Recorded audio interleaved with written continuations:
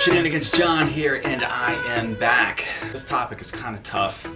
It's something that I think means a lot to me, but it is something I think it's sensitive to a lot of folks when it comes to creativity. I named this one "We Are Not Peter Mckinnon," and I did that because Peter just released a video the other day about people saying they are not Peter, and people giving other people hard times about using the tips and techniques that he teaches, that he expects us to use. But before we get started, if you are new here, this channel is for creators. It's for those who wish to create, for those who are looking to be inspired, motivated, for those of you looking for like-minded content creators, wishing to share our experiences here on YouTube. If that's your kind of thing, please click that subscribe button and the bell so you'll get notifications when I release new content. Now moving on to the subject at hand. Look, it is completely undeniable that the influence that Peter and Casey have had on YouTube, it has been extremely positive.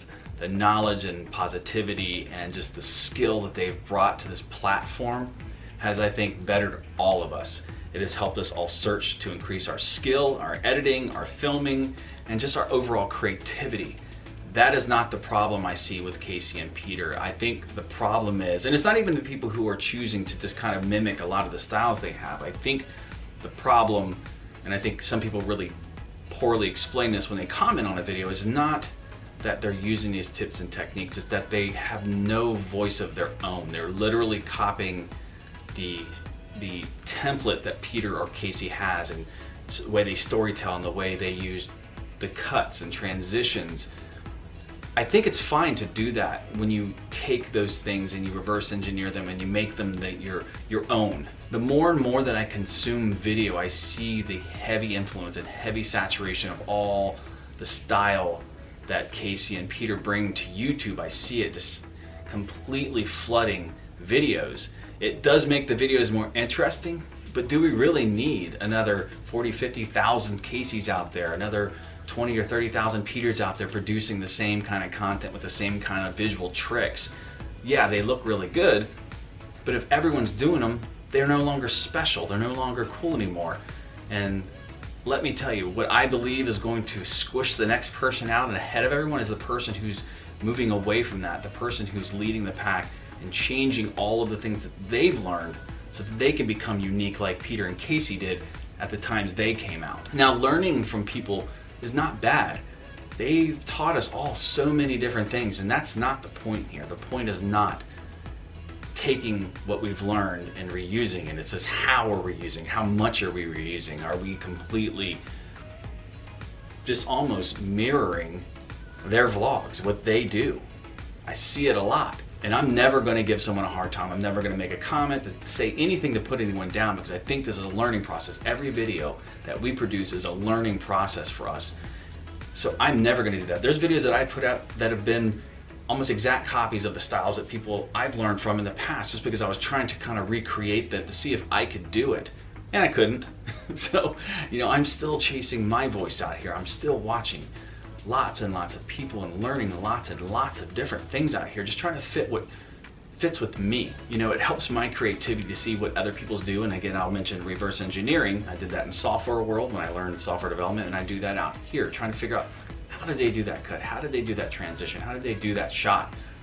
Not so that I can just copy it, but I can learn how to do those things, because those are just tools in your toolbox for when you're trying to be creative and you're trying to think of something to do. So the other day when Peter released his video, I found it extremely helpful that he explained how he thinks about his influence on YouTube. So he told us that he goes out and watches these videos and he reads the comments and he sees these people just really going after these folks. And Peter talks about that, and that he finds that very disheartening. He finds it flattering that people would take the influence that he's brought to the platform, because he says that's why he teaches us the things he does, is because he wants people to learn them. I don't think he wants people to copy his style, his signature, verbatim. I don't think any of us want to do that, but I think it is a learning process for a lot of people. But in the grand scheme of things, over time, trends are going to change. There's going to be new Peters and there's going to be new Caseys, and what are those people doing? I guarantee you those people are not just copying Casey and Peter. They're going out and finding all of the people that they find interesting from varying different backgrounds and styles, and really finding out what makes them tick and what fits with them and their personality. You know, going out and figuring out what color schemes really fit with your personality, the filming techniques, the lens that you use, the style of talk that you use, your mannerisms. There's just so much to figure out about this platform and who we are as communicators and creators on this platform. There's literally infinite amounts of influence that we can bring into us on YouTube. And I think for all of us, as we start to evolve, we want to move away from the Peter clones and the Casey Neistat clones, and moving away from everyone just being little reflections of them. It's cool, they do awesome things, and you know, even if you watch them, and you'll see that they're changing. They get influences other places too, but then they'll tell you when they do. They'll tell you when they get influenced by people, and I find it interesting because they're successful at what they do. They don't need to change a thing. They can continue to do what they do, and they're going to be successful. But even they know the evolution is necessary, and they're going to need to keep pushing the bar, because those guys are not followers, they're leaders. They're leading all of us down the road of creativity, and eventually there's going to be people that peel off of them, and then we start to follow them, and it's going to be so interesting to find out who the next crop of people that come out of this class of Peter and Casey Neistat followers. I already see a lot of really talented people coming out of them. They, you know, Casey and Peter have picked a couple of those people out of, you know, from varying different things they do, and they're super talented.